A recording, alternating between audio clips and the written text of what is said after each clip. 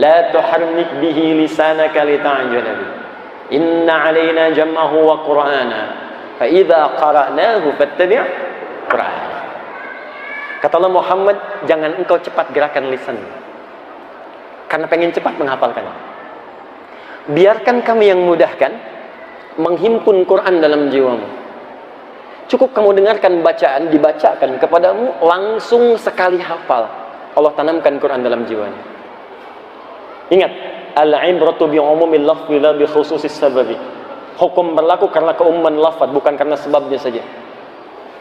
Spesial Nabi Muhammad, kata Allah, saya tidak ingin kamu capek menghafal.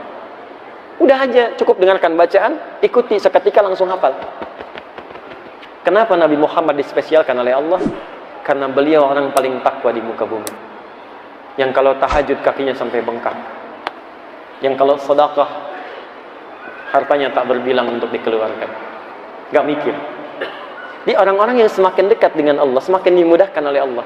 Apakah ayat ini berlaku untuk Nabi Muhammad saja? Tidak.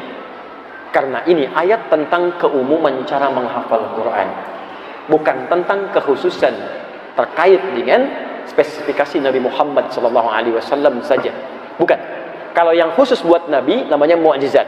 Tapi ini tentang keumuman cara menghafal Quran. Artinya, kalau Anda mengikuti Nabi untuk mendekat kepada Allah, tambah ibadahnya, tambah sunnahnya, rajin sedekah, rajin berdoa, maka niscaya kita akan mendapatkan kemudahan serupa.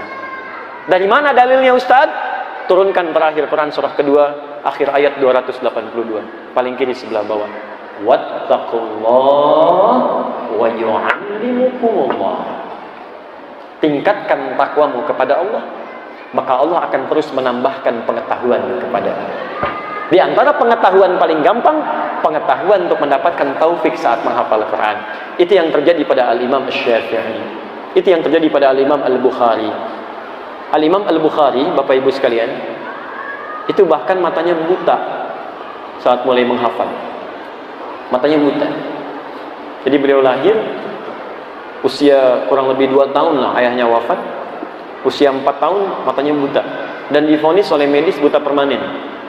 Buta permanen. Tapi ada keistimewaan. Ini orang tua. Makanya saya sarankan orang tua ya, kalau anaknya pengen cepat hafal, orang tuanya berubah dulu soleh. Rajin sedekah, rajin baca Quran, rajin tahajud, terus berdoa malam. Itu akan berdampak pada anak. Di rumus anak soleh itu gampang sebetulnya. Dengan izin Allah. Orang tuanya berubah dulu jadi soleh. Kemudian lingkungan perbaiki menjadi soleh. Yang ditonton, yang dibaca, yang bermainnya macam-macamnya, hidupkan suasananya. Nah, yang paling menarik, ini ayah meninggal, ibu single parent. Tapi kerjasama orang tua saat ayah masih hidup itu berjalan, di ibunya diteruskan. Seperti Al-Imam Asy-Syafi'i, bapaknya meninggal, ibu masih hidup single parent. Muridnya Al-Imam Asy-Syafi'i, Imam Ahmad, bapaknya meninggal, ibunya juga yang mendidik. Al-Bukhari begitu. Berdoa, rajin tahajud, rajin sholat. Apa yang terjadi? Buta matanya tapi tajam hati. Di antara keutamaannya, beliau itu kalau dibacakan sekali, satu surah sekalipun atau apapun, itu sekali langsung tertanam dalam jiwanya. Sekali baca, nggak diulang.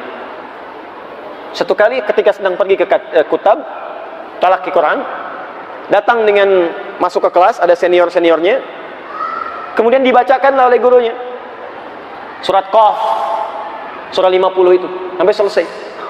Gurunya cuma nanya begini, hal min hafidh, ada yang sudah hafal? Baru sekali baca. Al-Bukhari kecil yang nggak ngelihat itu cuma angkat tangan begini, hafidh tuh ala sadri nafsi. Saya sudah menghafalkannya dalam jiwa saya, dalam kepala saya. Jadi ada hafal di dalam kepala, ada hafal di luar kepala. Hafal di luar kepala masih di luar, belum hafal. Ya, ini hafal dalam kepala, ya, dalam jiwanya. Gurunya kaget, dipanggil ke depan, tangan ya bunai, datang ke depan, coba bacakan. Begitu dibaca, masya Allah, bacaannya sempurna, makhrajnya, sifat hurufnya dan sebagainya. Begitu selesai, diwasiatkan oleh gurunya, minal an tadrusul hadis. Mulai sekarang ananda belajar hadis, karena Quran itu jamin kemudahan, hadis tidak. Sungguh Allah telah berikan kemuliaan kepadamu, mudah sekali Quran bagimu, maka berangkatlah ke hadis bersamaan. Pulang dari situ ke rumahnya, bertemu ibunya, cerita, Bicara, ya amati, tadi begini. Kata ibunya, nah, iktafi bil Quran. Mulai dengan Quran dulu. Kamu kan ada keterbatasan. Beliau yakin dengan gurunya. Makanya di sini penting keyakinan kepada guru. Taat pada orang tua, yakin pada guru. Ketika kaidah ilmu, maka ilmu yang dipakai. Kalau kaidah taat, siapa yang lebih dulu dahulukan? Ya, yang paling mendekatkan diri kepada Allah, itu yang kita taati. Setelah itu turunkan, siapa yang paling dekat dengan kita, yang mengarahkan kita, itu ditaati. Ibu taati. Tapi ketika bicara kaidah ilmu, para ulama di sini lebih paham. Maka dialogkan di sini. Kata anaknya, kata Al-Bukhari, la uridul Quran, saya yakin guru saya itu insya Allah benar mewasiatkannya. Uridul hadis, saya pengen belajar hadis. Lalu Al-Bukhari meninggalkan ibunya, meraba jalan masuk kamarnya. Ibunya melihat itu, mulai merasakan dalam jiwanya rasa sedih gitu, haru. Maka segera, nah ini bu, bisa diikuti. Kalau anak sudah mengatakan, pengen jadi penghafal Qurannya, aku pengen ngasih mahkota buat papa, bisa. Itu segera sambut, Pak, Bu. Karena Quran itu mau hibah, pemberian. Anda jangan kira orang pintar ranking 1, IPK 4 bisa hafal Quran, belum tentu. Quran itu pemberian. Begitu anak mengatakan, aku pengen ngasih mahkota, Anda langsung peluk dia, masuk ke mihrab, hamparkan sajadah, minta kepada Allah taufik. Itu yang dilakukan Ibunda Al-Bukhari. Maka beliau datang kemudian ke mihrabnya, hamparkan sajadah, berdoa di situ. Perhatikan doanya. Yal basir, yalladzi ala kulli syai'in qadir, a'id basiratabni. Ya Allah yang maha menatap, basir. Yalladzi ala kulli syai'in qadir, yang semua hal akan terjadi dengan kehendak-Mu. A'id basiratabni, mohon kembalikan penglihatan anakku. Saat ibunya sedang membaca ini, anaknya sedang mengulang surat Qaf tadi. Sampai ke kalimat, laqad kunta fi ghaflatin min hadha, fakashafna anka ghita'aka wa basaruka al-yawma hadid. Dulu pandanganmu tertutup, gak bisa melihat. Maka mulai sekarang aku buka kembali. Mulai detik ini, maka pandanganmu akan menatap dengan tajam. Sebetulnya ayat ini, ayat menerangkan tentang ahli akhirat. Tapi keutamaannya diturunkan di dunia untuk Al-Bukhari sebagai bagian dari janji Allah ketika mendekat kepadanya. Kata Allah, nggak ada yang tidak mampu bagiku, aku sembuhkan sekarang.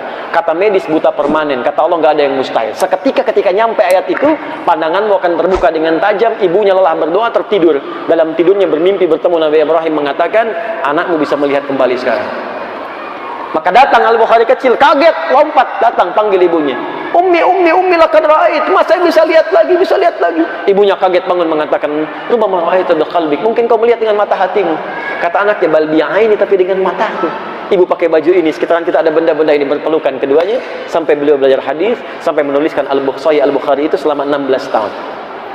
Sitata asyar sana. Sebagian ditulis di Mekah, disempurnakan di Madinah. Selesai. Bayangkan, sebagai ahli Quran, Quran bisa menyembuhkan penyakit. Karena itu Quran disebut dengan syifa. Ya, Quran cukup bagi segala hal. Karena itu disebut dengan Al-Kafi.